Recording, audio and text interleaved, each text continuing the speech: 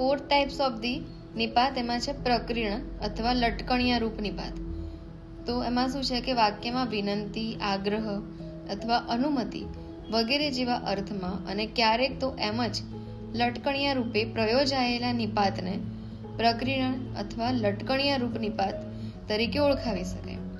હવે આવા નિપાતો જે છે એ મોસ્ટલી ક્યાં આવશે? તો વાક્યના છેડે વધારે આવશે. જેમ આપણે ભારવાચકમાં જોયું હતું કે ખરી, ખરો અને ખરું વિકારી નિપાત હે ને, એ પણ ક્યાં આવતા હતા? વાક્યના છેલ્લે. આ પણ એવું જ છે, બરાબર. કેવા હોય જેને લટકણિયા રૂપ નિપાત કહેવાય?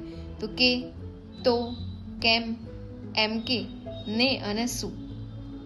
થોડીક ભાજી લેશો કે? મને એમનું સરનામું લખાવતો.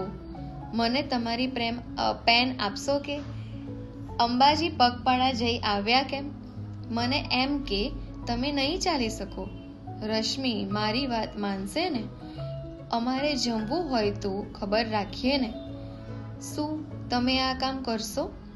તમે એને કહ્યું ખરું ને?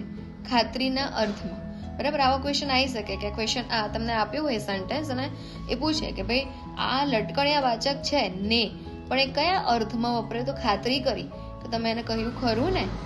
તમે નવું મકાન ખરીદ્યું કેમ? અમારે જમવું નથી ને? તમારો સસરો રોજ આમ કરે છે ખરા?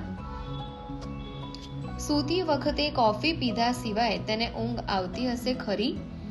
તમે પૂર્વાદિત્યને કહ્યું ખરું? તે મારી સાથે આવશે ને? લાત સા વાસ્તે મારી વારું? મેં આટલું લખ્યું તે.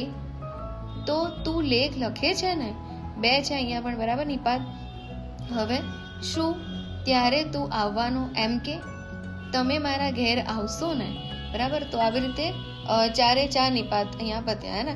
ભારવાચક, સીમાવાચક, બરાબર. પછી એક હતું તમારી જોડે પ્રકીર્ણ, ઓકે, અને બીજું હતું તમારી જોડે કયું હતું? વિનયવાચક. ઓકે, તો આટલા ચાર પ્રકાર જે છે નિપાતના પત્યા.